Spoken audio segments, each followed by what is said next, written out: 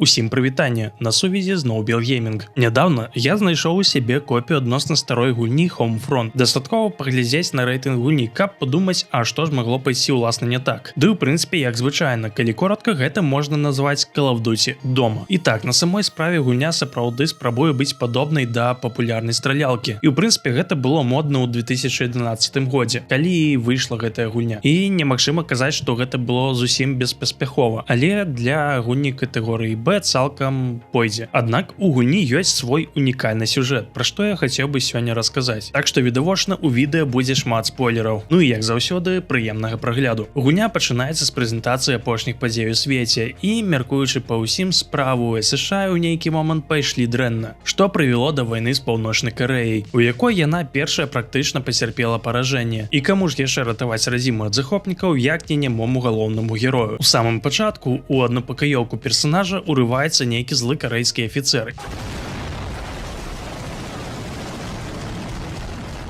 і кажа, што той затрыманы, і адпраўляе героя на аўтобусную экскурсію па горадзе. Пасля нядоўгай паездкі аўтобус трапляе ў запланаваную аварыю.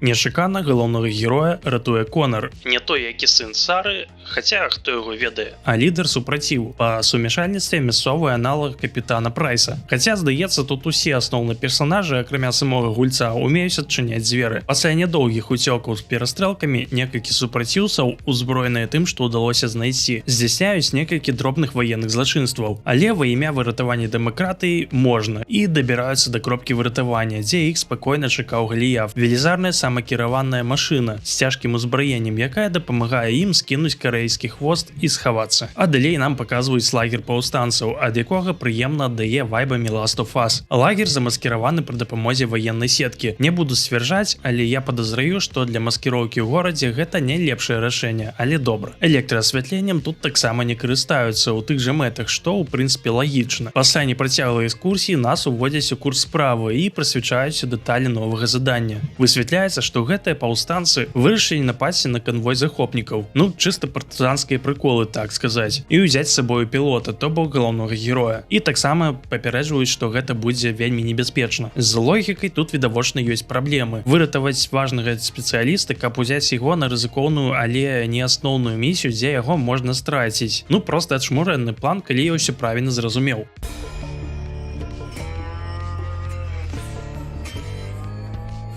Хаця хто я такія, каб не давяраць Конару. Ну і ўрэшце рэшт трэба адстойваць дэмакратыю. Перасоўваюцца гэтыя партызане як належыць, па ўручную капаным тунэлям. Падчас стэлсавай часткі задання нейкі персанаж тэхнар увесь час распавядае аб тэхнічнай перавазе суперніка, што дадае большай сэнсаванасці ўсяму, што адбываецца. Пасля знішэння выбухамі турэлі праходзіць шчырае здзіўленне, адкуль жа тут раптам з'явіўся патруль.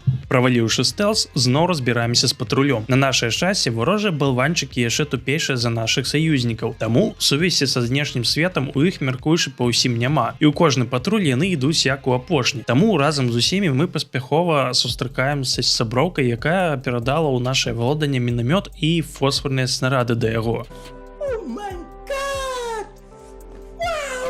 Пасля чарговай перастрэлкі нам праводзяць экскурсію па працоўным лагеры, папярэдне выкінуўшы зброю, акрамя пісталетаў. У ходзе экскурсіі аказваецца, што мясцовы гід здраднік і калабарацыяніст, які расчараваўся дэмакратыяй, і стэлс зноў ламаецца. У ходзе задання нам паведамляюць, што сэнс бягучай вылазкі ў тым, каб пазначыць цыстэрны з палівам, якія так неабходны для перамогі, каб пазней з дапамогай пілота, то бок галоўнага героя, іх знайсці і забраць. Зацішша, якое нечакана ўзнікла, спыняецца, калі кампанія паўстанцаў бачыць ваеннае злачынства. За няўстойлівай нервовай сістэмы лідара паўстанцаў завязваецца перастрэлка, падчас якой, як звычайна, знішаюцца натоўпы варожых балванчыкаў і іх абаронныя турэлі, знішаць якія зноў адпраўляюць персанажа, жыццё якога павінна быць у прыярытэце. А ці памятаеце, як некалькі эпізодаў таму нам перадалі фосфарныя бомбы? Дык вось, далей ваеннае злачынства злажваем ужо мы.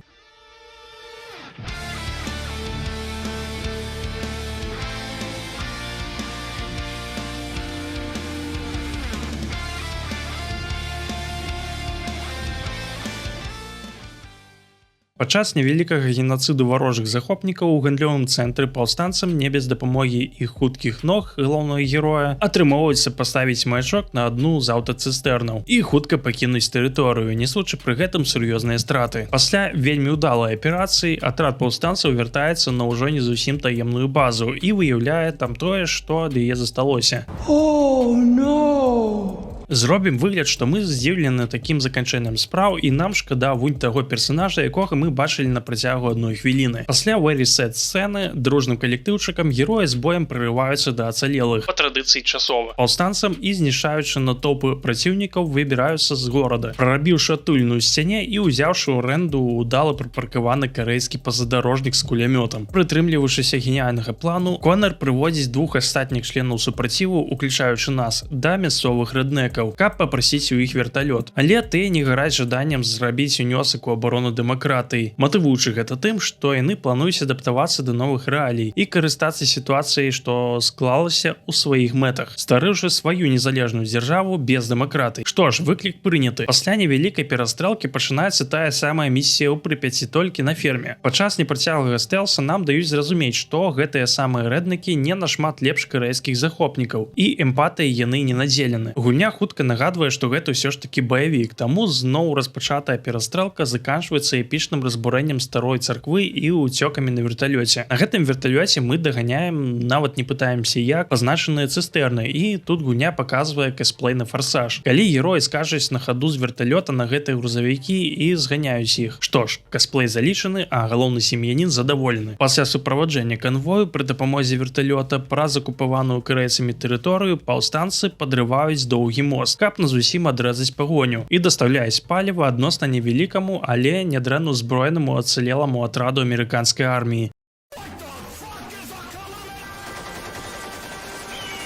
Паліва ў такіх колькасцях трэба было, каб заправіць тэхніку, неабходную для штурму стратэгічна важнага моста Залатыя вароты. Ну і як па традыцыі, самая відовішчная частка гульні гэта эпілог, які цалкам чаканы, але выкананы па кіношным надрэнна. Штурмуем мост у некалькі этапаў, з якіх можна выдзеліць налёт на верталётах, зачысткі, уздыму, яшчэ адной зачысткі, бітвы з босам верталётам, эпічныя абароны і адстрэлу тэхнікі. А ў самым канцы ўсё завяршаецца бітвай з танкам, а дакладней тым самым беспілотным танкам Галіяфам. І ў прынцыпе вось на такой эпічнай ноце гульня заканчваецца. У цэлым цяжка назваць яе некай зусім ужо дрэннай гульнёй. Свае функцыі спінамазгавога баевічка на пару вечароў яна спакойна выконвае. Магчыма, гэтая гульня спатыкнулася аб свае ж амбіцыі і чакана не вытрымала канкурэнцыі з той жа Call of Duty, на якую яна відавочна спрабуе быць падобнай. Але ці робіць гэта яе горш? Прапаную адказаць вам у каментарах і падпісацца на канал, калі вы яшчэ гэтага не зрабілі. А на гэта у мяне сёння ўсё. Усім дзякуй за прагляд і за падтрымку.